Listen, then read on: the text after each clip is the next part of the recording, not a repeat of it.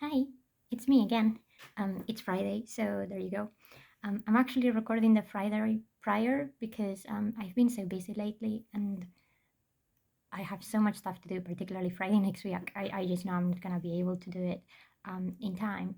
But, it's good to be prepared, and that's actually something I want to talk about today. I want to talk about fibromyalgia and how it affects particularly work life, but also just our daily life. And something I'm going to talk about a lot is pacing and preparing, which is, funny enough, one of the reasons why I'm doing this video today. Um, don't mind my weird skin rashes and random bits that happen. Unfortunately, if you have fibromyalgia, your skin is likely to be a mess, and you just wake up in all sorts of weird ways. But we will talk about that more in a later video I'm gonna do, which is about clothes. Pajamas again, sorry, I'm being cozy. I've had really rough nights for the last couple of days. So I'm just taking it easy. And that's exactly what I want to talk about today. Taking it easy and how to take it easy, particularly when we have busy lives and particularly when it affects our work. So one of the reasons why I've been so tired for the last week or so is because I've literally been juggling everything all at once.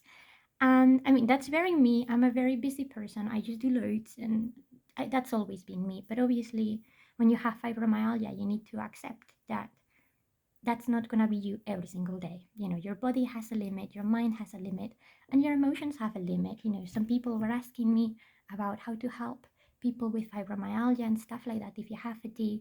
And it really depends on, the type of fatigue that you have. But you have to consider those three things all the time. It's not just about your physical well-being, but your mental well-being and your emotional well-being. And we're not always able to balance those three out, particularly not when it comes to the workplace or to commitments that we may have.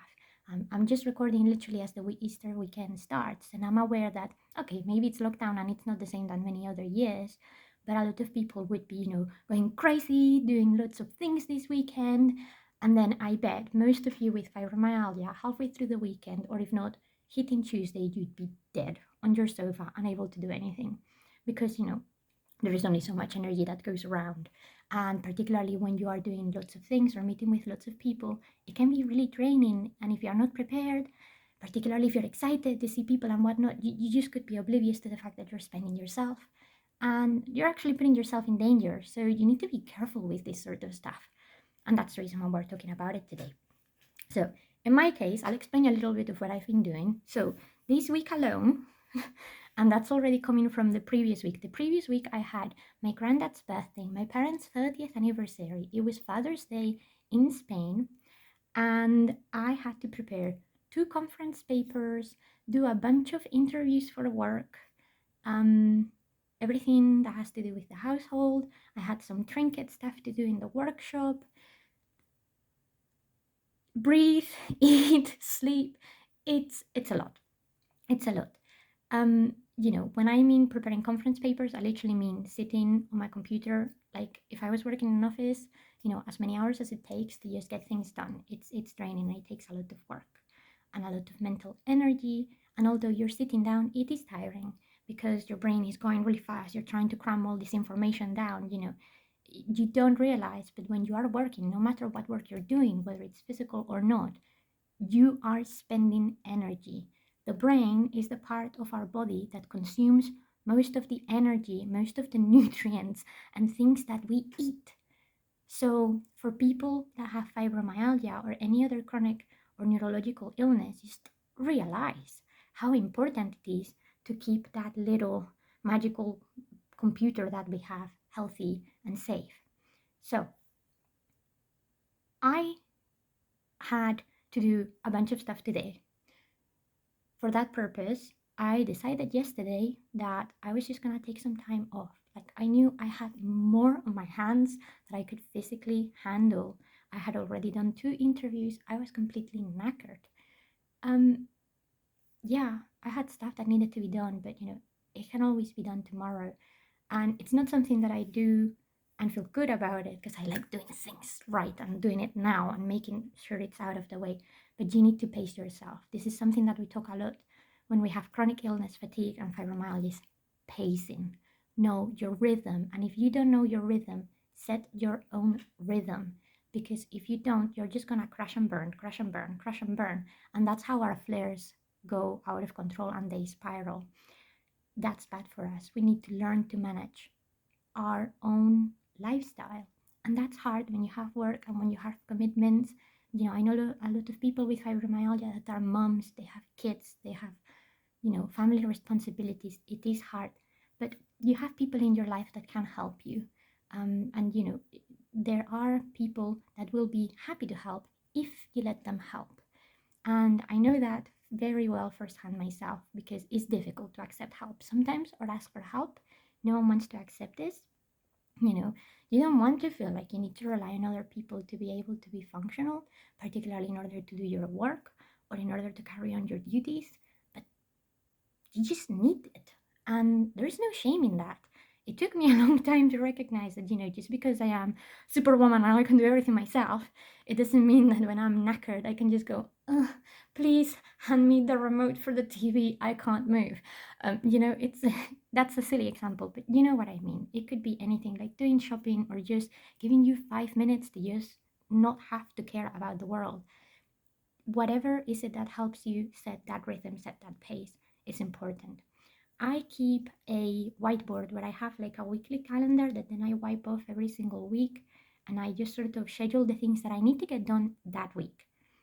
And if it doesn't happen on Monday, then I still have Tuesday, Wednesday, Thursday, Friday, Saturday. You see what I mean? It's a way of sort of reminding me that although there is no enough times in the day, there is always other time. And if we organize ourselves, we can still be productive, work, and do everything else that we need to do without much hassle. So that's something that I really want to sort of home in, is this whole pacing and just establishing a rhythm. If you don't have a rhythm yet, work on that right now. You don't know how much damage you're doing to yourself by not accepting your limits and by trying to, have an easy curve rather than these spikes of activity that we sometimes have when we have chronic fatigue, lots of energy right now and then plonk, you're dead for days. That's not good for you. It's better to take things a little bit easier and not go so full on, so that then, when you're on the low, it's not so low and you can recover a bit easier. For those of you who work, whether you work from home or whether you work from an office or anywhere else, a lot of workplaces have things that they can do to help you. Not all workplaces, granted, there is many things that we need to change in the UK and in some other places in the world, I'm sure, about how health and well-being are being managed. But thankfully, COVID has raised a lot of these things up. So, talk to people. Don't be scared of saying, I have this condition, I have this illness, and I need help. It is an employer's responsibility to take care of their employees. And if that place is not willing to provide you the right support, then maybe you shouldn't work for them. And I know that's a horrible thing to say. Everyone needs to eat, everyone needs to pay bills and all of that. But I've learned that the hard way. I am a really hardworking person. I give my everything and I hate it when I can't perform. But I've been so lucky that I've worked for some people that have really taken care of me and appreciated that if I couldn't work any harder, it was because I had legit reached my limit. They knew that otherwise I'll be doing my usual thing. So they try and help me out and find ways of helping me, whether it was with time off or with, special equipment, things like that. It depends, right? Some other places did the opposite. They just sort of push me aside on a little corner because, oh no, you have this thing. Mm-mm. If you let people treat you that way in the workplace, you're just encouraging a bad behavior, not just for you, but for every single employee. I know it's really hard walking out from a place that treats you like that, and I know not everyone is in the, position of being able to do that, but remember that there are organizations and bodies out there that can help you out. Unions, lawyers, the legal system, the council. There are many ways you can approach these issues because they should be taken care of. Right. That's a lot. I'm sorry. Now I'm going to talk to you about some things that I do, like in the previous video about sleep, that have helped me cope with my own workload, and just some healthy habits that I'm trying to implement on myself just to, make things a bit easier for me. Starting with, if you work with a computer, please please ensure that you have the right type of equipment, screen to adjust the glares, all of that. You can get some of those blue light glasses. They're not very expensive, just to avoid some of the glare. Keyboard, mouse, all of that. I'll show you what I have here. This is my new mouse. My parents bought this for me for Christmas. It's actually a very posh mouse. It's worth investing on because it's gonna last a really long time. It has a really nice grip. As you can see, it even has buttons on the side. Doing this all day is really taxing on our hands. Like I've told you, my hands suffer a lot. So sometimes just doing this little side click, it's not even as hard as doing that. Look into this. It's worth your time. And of course, I have a rest pad for my mouse mat. Is super important. I mean, anyone that works in an office, guys, it's not just fibromyalgia. Carpal tunnel is a real thing, and it's not something you can recover from easily. Chronic tendinitis, stuff like that, it happens. Take it seriously. And the same for the guards for your keyboard. There are lots of keyboards that are small, big, whatever. Just do something that suits you. Now, I've recently bought this. I wanted to open them with you. I've been looking into compression equipment for quite some time. So I have these new compression gloves. I haven't used them much yet, but I hope they will really help.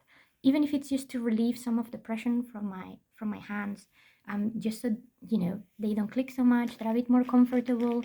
And when I get tired, because I type a lot and I write a lot, and I do trinkets which require my hands, and I do painting which requires my hands, all of that, it can be hard. So anything that you think could help you, any type of support, there is compression stuff for a lot of things. Sports section in shops are great for that sort of stuff. We don't think about it, but at the end of the day, who cares? If it works, it works. And there is a lot of sort of tech clothing these days that can really help you out. So just have a look and see what can help you.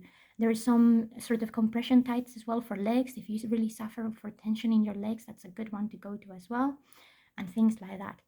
Now I'm gonna show you something that a lot of people think I'm crazy for, but I don't care. I struggle a lot to write with just a simple biro. It requires a lot of pressure. So I used to just type with a pencil, but again, sometimes, as much as it can be smooth, it's not always very easy to hold. These things that supposedly make it easy to hold don't make it easy for me at all. You may not be able to see, but my knuckles get really inflamed a lot of the time. So holding things small like that is really hard when you're in an office or doing research or anything that you're writing with. It can be difficult. So behold, my color pens. I use color pens because they help me remember things, but because as they are felt, this is just like the ones that you buy for your kids or when you go to school. Because it's ink, it flows. It doesn't put any pressure on your hands or your joints. It's great. And because they are round and they're a bit thicker, it's a lot easier to hold them. So I can be writing like this for hours with no problem. Does that mean that I look like, primary school? Yes. Do I care? No. And nor should you. At the end of the day, who cares what other people think or say? You are looking out for yourself so you can cope with things that affect your life and your health. So these are some of the things that I use for work. I have some special scissors that have a particular grab. I'll be talking about handles and grabs like things like that at some other point when we talk about the kitchen and cooking and whatnot. But yeah, another thing as well, obviously, make sure you have a good chair. This is not a good example. It's one of these. You can see I have cushions everywhere, but make sure you have a good chair. Make sure you have footrester. Make sure that you take regular breaks. And this is something I'm very bad for, but it comes with pacing as well. Our lives are very busy. Take 5. Stretch. There's stretches that you can do in your desk as well, but don't sit down and do them on your desk. Take a little walk. Even if it's just to go to the toilet, grab a glass of water, whatever. Stand up by the window, clean your eyes. Give yourself a moment. Make sure that you're taking it easy. You don't have to be going at 100% all the time. Not just at work, but in general in life as well. Pace yourself. And if you don't know how, ask. People will be happy to help. I'll be here for sure. And I'm sure, that's one thing doctors and nurses are pretty good for. So anyway, that's all I have time for today. So thank you. And I'll be back next week and have a good weekend. Take care.